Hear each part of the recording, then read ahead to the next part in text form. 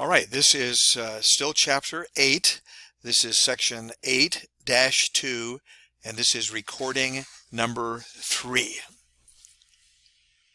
Okay, we're going to go ahead and do another example here.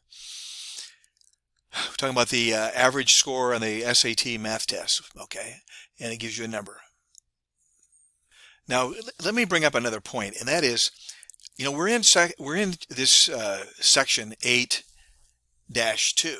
So I know what kind of a problem this is, okay?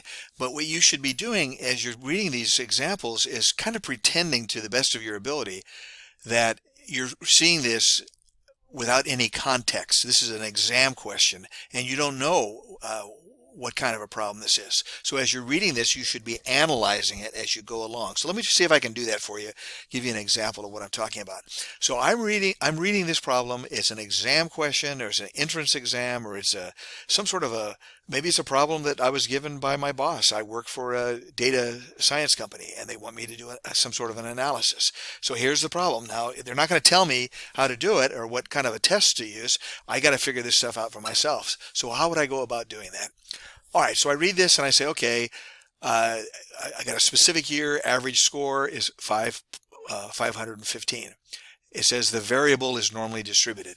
So my thought would be, I want to know what is the variable. I need to know exactly what is the random variable. The random variable is SAT math score, okay? It was normally distributed. The math score was normally distributed. The population standard deviation is 100. So sigma is 100. This guy right here is going to be the 515. That's the mu. That's the average of the population. Okay. The same superintendent, blah, blah, blah, wants to see if there's a difference. So these kids, 36 kids, we take a sample of 36 kids. So N is 36. And I want to find out whether or not these kids scored significantly below the national average. Okay, so what's going on here, of course, is they want to find out if her students, that's for the entire district. So the entire district, I want to know if my kids in my district scored significantly less. Well, I can't check them all. There's thousands and thousands of students. So what I do is I take a random sample of 36. I take that random sample of 36, that gives me my X bar, and then I say to myself, okay, based on my X bar of 36 students, is there enough evidence to support the claim that my students significantly or scored significantly below the national average? Okay. Now you just look at it and you say, well, gosh, the average nationally, the population average is 515. Here's a 496. Here's a 505. That looks lower. Here's a 287. That looks lower. Here's a 414. That looks lower. But some of them are higher. So you can't just look at it. You have to do the analysis. Okay. So is there enough evidence to support the claim? So first thing we do, be able to articulate what is the hypotheses. The null hypothesis is that there is no difference. Status quo, there's no difference. It's 515. The research hypothesis is, hey, no. Your kids come from a different population. Your kids are mutants. They are different. They're strange. They have some sort of a difference between your kids and the population kids. I claim that they come from a population that has a mu less than 515. Okay. I wish the author would make a comment here about always writing down what is the random variable, because what I have found from experience is that the students oftentimes do not really understand what is the random variable. So it's well worth your time to write it down. What is the random variable? Okay, so the next thing we need is the critical value. Alpha is my error budget. It's 0.10. That's a 10%. It's a left tail test, so I don't need to take half of that. It's a left tail test. So the critical value, we learned before how to do this, is negative 1.28. So here's my cartoon. I got my cartoon here, okay, minus 128 or negative 128. This is my critical area here. If I end up over here, I'm going to reject the null hypothesis. Okay, so where are we here?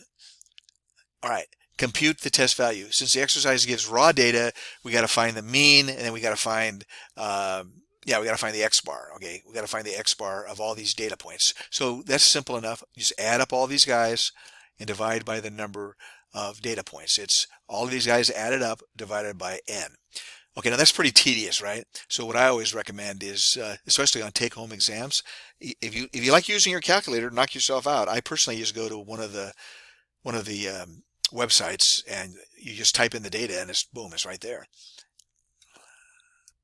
Okay, so when you do that, you get an X bar of 509.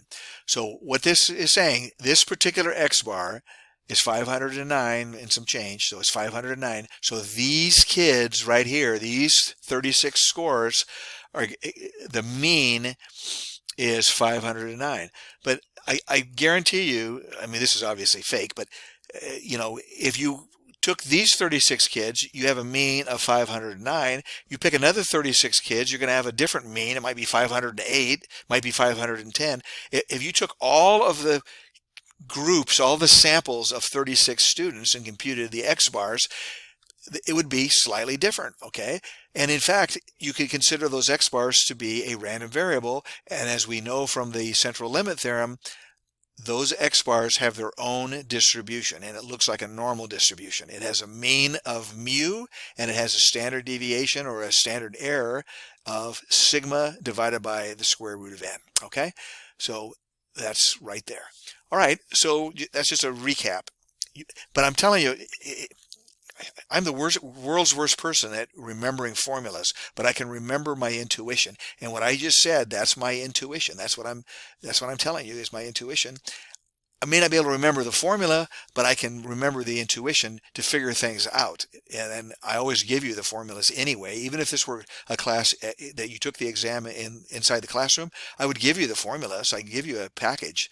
And of course, now you can do them at home. You got them, get the formulas in your book. Okay, so that we've already done the critical value. We now have computed the X bar. Now we're going to compute the test value. So do me a big favor, write down the formula every single time. Then you just plug things in and you come up with what the test value is. So negative 1.28, that's my critical value. My test value ended up over here. It is not in the rejection region. Therefore, I do not reject the null hypothesis. So here's my summary. There is not enough evidence to support the claim that the students scored below the national average. So these kids are just normal kids. They're just taken out of the population. Sometimes, these kids are going to be above 515, and sometimes they're going to be less than 515. There's no reason to reject the null hypothesis. Just because these kids got a score of an X bar of 509, that is not statistically significantly different from the population score or the population mean of 515. Okay? All right, so I hope that helped you on that one. Now here's a comment. As he says here, the sample mean is lower than what we think is the population mean. The null hypothesis says that the population mean is 515, but it's not significantly lower. It could be due to chance. Okay, so you always have to ask that question. Whenever you hear somebody on TV commenting about, hey, these guys scored 10% less, these guys scored 5% less, or whatever, or people that have this particular virus die 80% of the 80% of the time, and people that have a different virus only die 70% of the time. Therefore, there's a big difference. Well, maybe there is, and maybe there's not. It has to be analyzed using mathematics in order to make a scientific decision. Okay, so what he's talking about here is, okay, you could be wrong. You absolutely could be wrong, even though it's not a significant difference. So what he says is the null hypothesis is not rejected. Well, maybe you should have.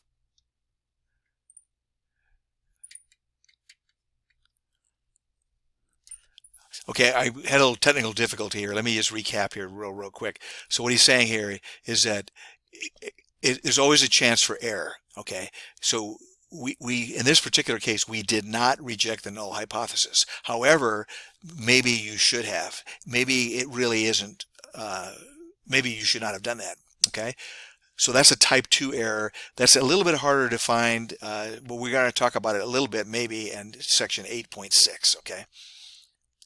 All right, so here's making the distinction about if the null hypothesis is not rejected, if it's not rejected, you cannot accept it as being true. Maybe you just didn't pick the right sample. Maybe you just don't know, you didn't pick the right guys, okay? It could still be false. All you're saying is that there's not enough evidence. So we see this all the time in medical contexts, you know, the Food and Drug Administration.